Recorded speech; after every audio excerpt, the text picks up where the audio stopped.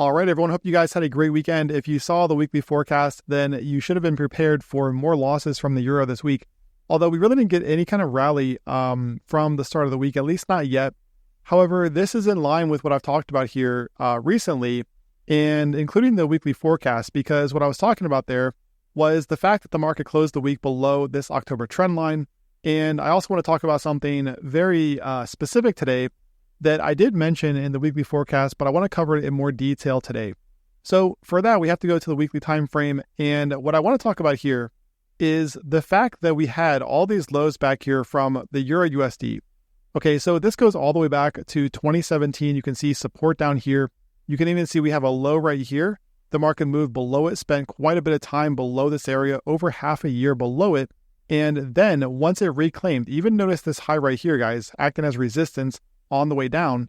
And once the market reclaimed it, once the euro reclaimed this level here at 1.035, we never got a retest down here. The market retested 1.045 or so, right? But we never got a retest down here in this area.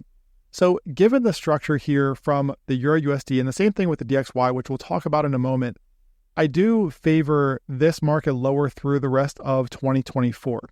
And specifically with this breakdown here from the October trend line, this is what I mentioned recently. If the market stays below this, okay, now keep in mind that we are going to see some relief rallies.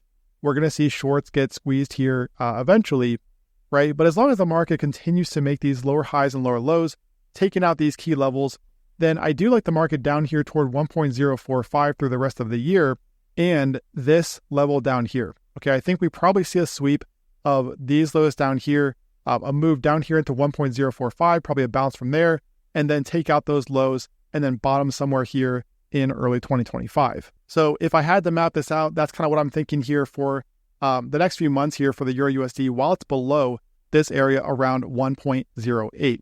Now let's take a look here at the DXY, the US dollar index. And by the way, guys, if you're looking for a trusted broker where you can trade Forex, crypto, commodities, and indices, check out the link in the description of this video and sign up with Blueberry Markets. Or if you're on the website, scroll all the way down and click on that broker link. For a limited time, when you sign up with them, you are going to get a 30% deposit bonus. Deposit $1,000 or more, and I will grant you lifetime access to our VIP group.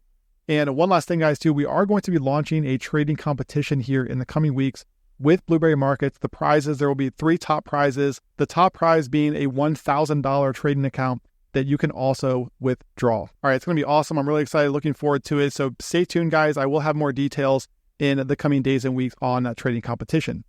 All right, so looking at the DXY, we do have the market breaking above the top of this trend line right here that we've talked about recently. So notice how this was the level back here where I said you've got to be careful getting bullish on the dollar while it's up here in this area. If you guys will remember, this is where I was flipping bullish on the DXY, right? The reclaim back here at 102, even this right here above 101.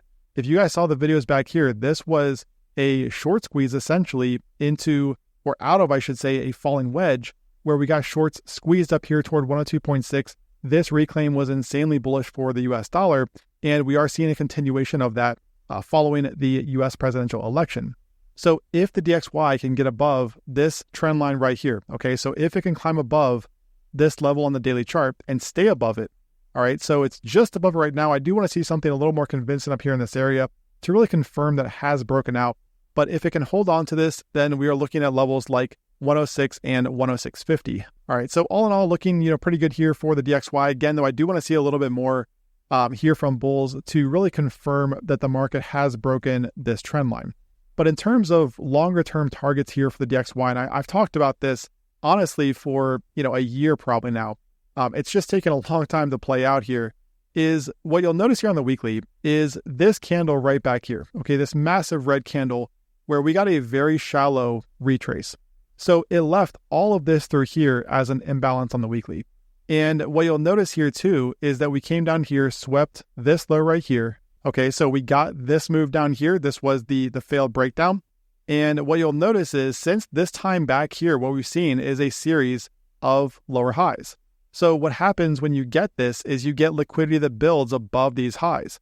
And then we have this imbalance up here at 109 to 110 that tends to serve as a magnet for markets.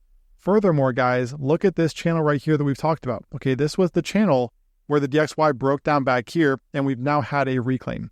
Okay, so if the market can get above this trend line here, this is why it's so significant. If the market can get above this trend line right here, we could see a move back here toward levels like highs like this up here around 108 and potentially even 109 to 110 over the coming months. So this is incredibly, potentially incredibly significant for the US dollar here if it can break out from this trend line. Now, that could even equal a move lower than down here for the euro. It all depends on how well the euro holds up and, what the pound does, the Australian dollar, etc., from those other markets. But, really ultimately for the euro, like I said, I am looking for a move down here to retest this 1.035 level, okay, following the reclaim back here, because we never really got a full retest down here. And I do think there's liquidity sitting below those 1.045 lows. Subscribe to the channel and click the bell for notifications. Don't forget to join us in VIP, claim your 90% off lifetime access. See the link in the description of this video, or if you're on the website, click on that join VIP link. I will see you on the inside. Trade well out there, and I will talk to you again tomorrow.